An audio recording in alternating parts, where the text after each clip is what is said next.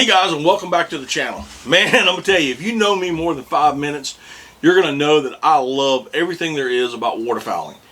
The history of waterfowling here in the United States, the old guns, the new guns, the old ammo, the new ammo, decoys, old vintage, new style decoys, duck calls, anything and everything about duck calls. Watching a seasoned retriever, making it a great retrieve, watching new puppies come about the age where they can get out and start doing their thing, the training of dogs, boats, motors, you name it, conservation, everything about it, cooking them. Oh man, I do love to cook them.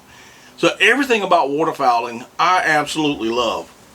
But there's two things that really set everything apart for me, and that is the American folk art in waterfowling. And I'm talking about decoys, and I'm talking about duck calls. I got a pretty good amount of duck calls, probably got 40 or 50 different duck calls. Most of them are, not all of them are on my mantle. I do like to collect them. I get some from time to time that are old, some that are new, you know, to have. I just love having that art form in my house.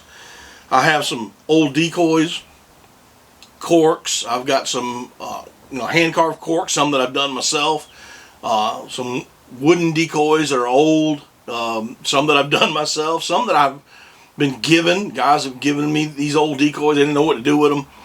These things like this I love to have. It's just an American folk art that I just love. And getting back to duck calls, that's my lanyard right there. Y'all have seen this before. This is what I carry. Majority of them are mallard calls. I do have a wood duck call and some teal calls on here as well. But we're going to talk about, just your regular duck calls, and then get into today about why you're here to see this very unusual wood duck call that I have. But most wood duck calls, now this one's made by the Waterfowl Company here in my hometown of South Carolina. It's just a simple J-frame single reed duck call. You got J-frames, a single reed, double reed. You have your cut down style calls. This is a Kurt McCulloch Outlaw cut down. I've got another one of his right here, the White River edition. This is a double reed J-frame. You have those calls. You have Tennessee Reelfoot style calls. You have Louisiana Cane style calls. The calls are made from different materials, whether it's poly or wood or cane or acrylic. You just have a whole bunch of different style calls. But your traditional wood duck call, which I have here, this one's made by Duck Commander. It's one of my favorites. Now, before I get into this call, I will say that I know that everybody does not believe in these calls. That's cool. I got it. Everybody has that right to disagree. I have no problem with that. I've got some really good friends that don't believe it can be done. They've just never seen it happen. But you can call wood ducks in, whether they're flying or whether they're sitting on the water, using the sitting sounds that they make. Most of the wood duck calls that I have seen, if not all of them, except for one that I'll show you here in a minute, they either have a reed system in it, or it has a little piece of metal that's pressed into the back of it, held in, with a little piece of rubber grommet to hold it in, compressed in. And they all basically, sound the same.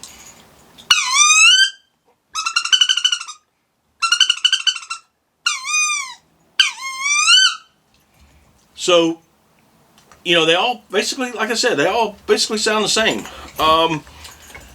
However, about a couple weeks ago, I was in Columbia, South Carolina at the Sportsman's Classic, and I ran into a guy by the name of Gary Ansell. Now, Gary Ansell has a company called Killum Calls. I will leave a description. You may see his name and stuff flash up here, but I'll leave a description down below. Leave his information in the description down below. but he's also a guide. He runs out of, now guys, you guys from North Carolina, if I mispronounce this, don't send me a bunch of hate mail, I'm sorry. But I believe it's pronounced Moyock, North Carolina. He runs a guide service. He has curtain blinds, that kind of stuff as well. But he has designed a new style of call. It is the most unusual call I have ever seen. And that's what perked my interest in it, because it is so unusual looking. And this is it right here. This is, believe it or not, a wood duck call. This is what he calls the manifold wood duck call. As you can see, it has 3 ports here. It has a mouthpiece here and these 3 ports. And when you blow into this, you can sound like one wood duck, or you can sound like multiple wood ducks. I am still trying to perfect this. It has been very hard for me. I am not a musician. I don't claim to be one. And you got to forgive, I got a little rambunctious puppy running around here. But when you blow into, like I said, when you blow into this, you can sound like either one wood duck or 2 wood ducks. There are some cons to everything, I believe, and I told him that I would give my honest opinion on this call. Get that started right off the bat. The first thing is, how do you hold it? And you basically, and I'll get a closer up video of this, but you stick your fingers in here and you use your middle finger to cover that hole right there. That's what you're going to do, and you're going to hold it like this. And you can use your other 2 fingers in your other hand, and that's going to control the airflow on these top 2 manifolds, these top 2 tubes here. And this finger controls the air here. And to sound like one wood duck, you're gonna either close that off and use one of these, or use this one. Either one, it doesn't really matter.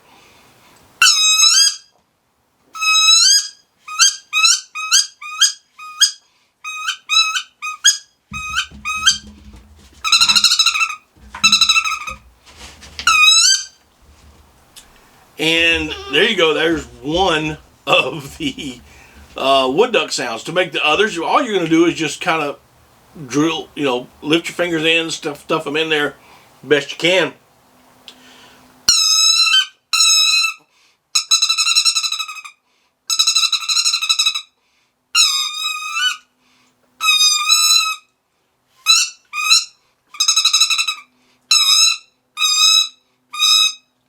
And there you go.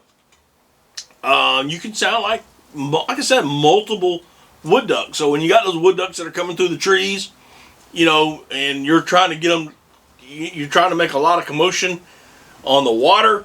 You got your jerk rig going. Your buddy's running the jerk rig for you, or you got your mojos out, or your ripplers, or whatever you got, making all that water move, and then you're running. One guy is running one call and making multiple sounds. There's your pro. And as far as the cons go, as you can tell, it is a very, very big call. If you're like me and you carry a lot of duck calls, to add this to it is just absolutely, it's just too big. And you have to use both hands. And for me, even if I'm in the timber or hunting in a boat, and I got my gun laid in front of me, or hunting in blind, I got my gun in front of me, I'm trying to work a call, and then I got to drop this to get to my gun so I can shoot this wood duck. Well, with a single call like this, you got this to your lips, and you reaching over here, you got your hand on your shotgun, whether it's hanging in a tree or on your blind or what, you got your hand there, and you're watching the ducks. With here, you've got, you're using everything, to call with, and you can't get to that gun. Can't get to it quick enough, in my opinion. I think with some practice, you could probably do it, but to first start off, it might be just a little too bulky. Gary, when I was talking to him, I come to find out that he was a sound engineer in his previous life, and he came up with this concept of the manifold. With his knowledge of sounds and how everything comes into place, I think he's got a great idea here. But for me, I think it's too big. I don't know if we could cut down the tubes a little bit, constrict them. I'm trying to blow a lot of air into these tubes. It's getting kind of difficult for me, even for me. The finger holes are, I got these little fat fingers here, and I can't get a good tight seal on them.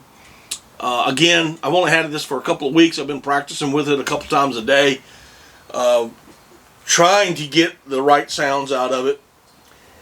I think with a lot of practice you could, but for the biggest con, it's just bulky for me. That's all there is to that. But it's a very, like I said, it's one of the most unusual duck calls you will ever come across, and that's what perked my interest in it, is because of its unusuality. Even if that's a word, I don't even know. But like I said, very unusual, and I liked it because of that. Now, whether I use this or not is a different story. It may just stay up in my collection as a conversation piece. But regardless, and some might say it is a conservation piece if you try to blow this thing. I don't know. But like I said, it's a very unusual call.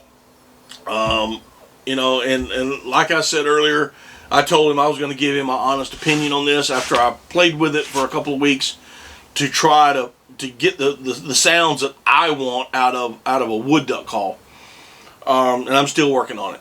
Anyway, guys, that's it. That's all I've got for you today. I hope you've enjoyed this. I hope you enjoyed just watching about a new and very unusual call.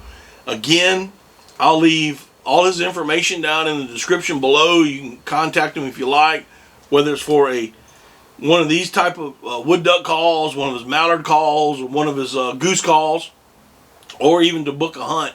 Everything will be down in the description below. Other than that, guys, that's all I got for you today. Hope you have a great one, and we will see y'all next time on Daddy Duck 365.